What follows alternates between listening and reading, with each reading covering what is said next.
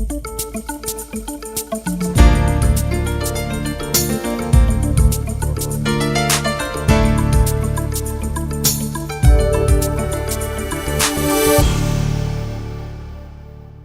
welcome back to SuperChat. Good afternoon, Gary. How are you? Oh, just fine, sir. Always a pleasure to speak with you. Well, related to your master facility plan, word on the street is that you have a groundbreaking ceremony date. What can you tell our listeners, Todd? Yeah, it's taken a while, but we finally got our schematic design together, and we are now ready for the groundbreaking ceremony. That's going to be Tuesday, November the 8th. We will have an individual ceremony at each of our 3 new sites for our elementary schools. The schedule will be as follows. At 8:30 a.m., we'll start at Pleasant Run Elementary. Then we will move to Taylor Elementary at 9:30 and Struble Elementary at 10:30. Some people might ask why we chose November 8th. Well, November 8th is an in-service day for our district, so this will allow parents from both schools that are combining into one new school to be able to get there. Our district employees who helped us get the word out about the bond levy, so they will also be able to participate in the celebration. The celebration will consist of a groundbreaking ceremony that includes the Board of Education, Megan Skanska, SHP, students, parents, teachers, district employees, everybody that will have a take in the ceremony. So we are very excited about this.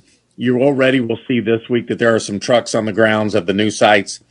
We are on time. We are ready to go. We are ready to open August 2018. So this groundbreaking ceremony will open the way for this winter. And this winter, all folks are going to see is basically just some foundation settings and some pipes being put into the ground. The main construction itself will happen next March, and that's when they'll really get down to putting the schools together. So we are very excited. We have put out on our master facility website the dates, when people can attend, and we are very excited. Oh, that's wonderful. Groundbreaking is always a huge milestone. As symbolic as it is, in many ways, it does mark the beginning of something better to come. Well, you are closing in on winter, which means, the weather is unpredictable, and you can easily be facing potential school delays or even closures. And I was wondering, your school district utilizes a service referred to as One Call Now.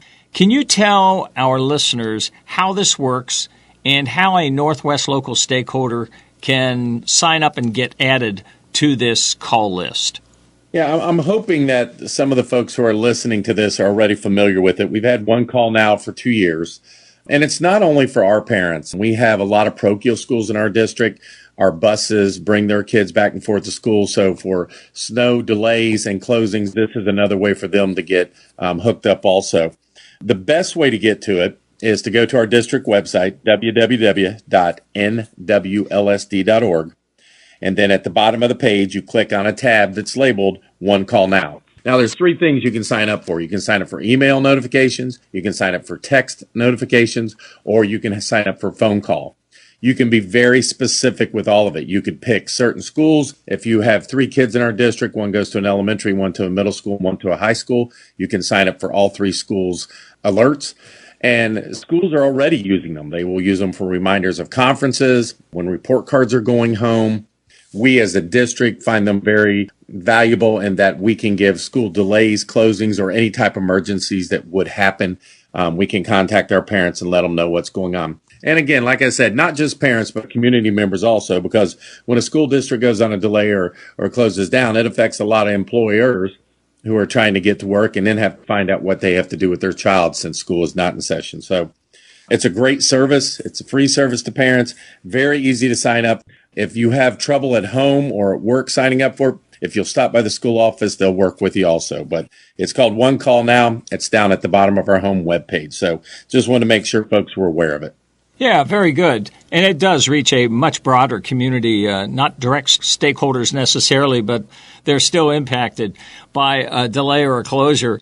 Well, along those lines, can you explain the process that you personally go through to decide whether or not the roads are bad enough to delay or even call school off? How do you decide this? Well, I'd like to say we're 100% accurate, but if you look at our record last year, we missed 1 or 2 here. But The process we use is, one, we collaborate with other school districts, anybody who borders us: Oak Hills, Cincinnati Public, Winton Woods, Mount Healthy, Ross, Fairfield.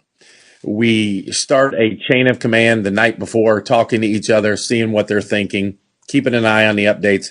My director of business, Chris McKee, is in constant contact with our transportation department, and they get up about 2 or 3 in the morning the day before a school and a possibility of a snow, and they start going out and getting on the roads. They will contact Colerain Township, Green Township, and Springfield Township, who salt our roadways, see what their thoughts are. We have people physically in cars driving the roads to see how they are. Our district is so big that you could be on the south side of our district catching a snowstorm, and the north side of the district may have nothing, and that's happened several times. We also have a lot of hilly roads that we have to check. I'd like to remind folks that our district backs up to Oak Hills, so it can get some very steep, hilly, curvy roads that we have to keep an eye on also. But it's a pretty lengthy process that takes a lot of individuals. So we like to have an answer on what we're going to do by 5 a.m. so we can give folks a heads up.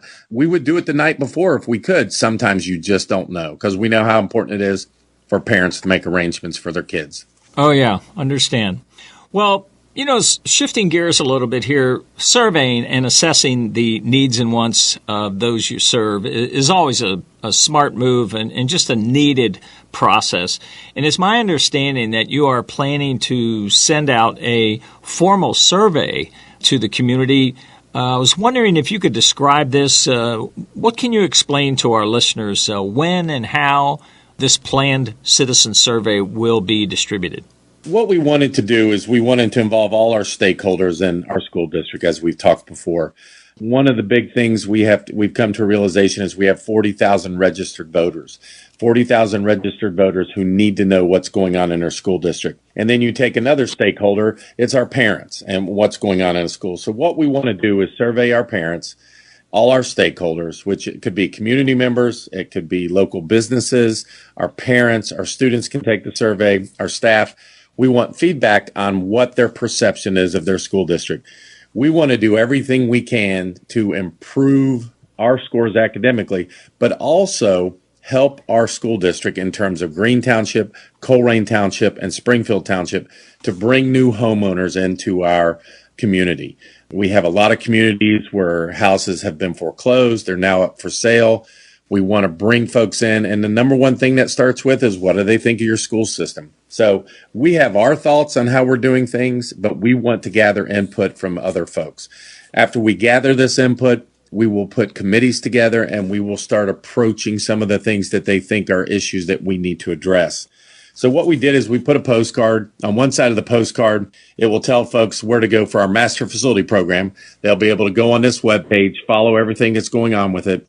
The backside is a web address where folks can go on at work or at home to fill out the survey and give us our results. We also are aware that some folks don't have technology, so we've made paper copies available at the schools.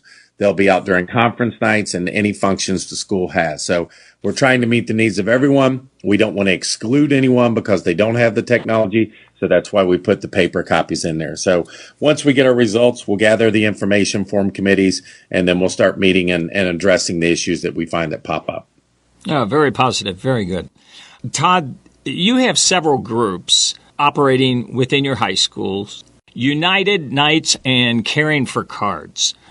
And I have to admit, I'm totally unfamiliar with this, and it's the first I heard of this, but I was wondering if you could describe these groups, what they're all about. Yeah, community service is very important to both of our high schools. The kids have specific hours they have to get through community service.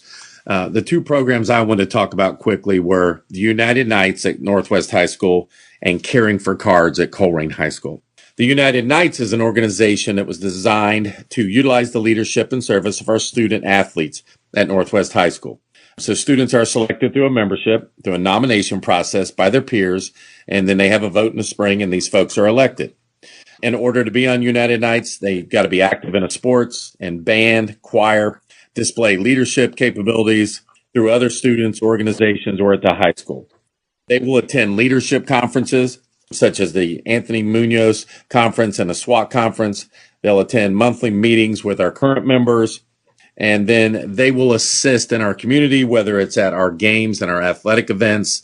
I mean, people think about going to a high school football stadium. You leave on Friday night and everything's good and taken care of. Well, these are the kids who stay after. We'll go through, pick up all the trash, make sure that the place is spotless, and just getting it back where it needs to be to service our students and our parents and our community. For the Caring for Cards, it's a new student ambassador program at Colerain High School. The mission of the Caring Cards is to help foster an inclusive and welcoming environment at Colerain High School. They want to connect new students to clubs, sporting events, special events, and building staff.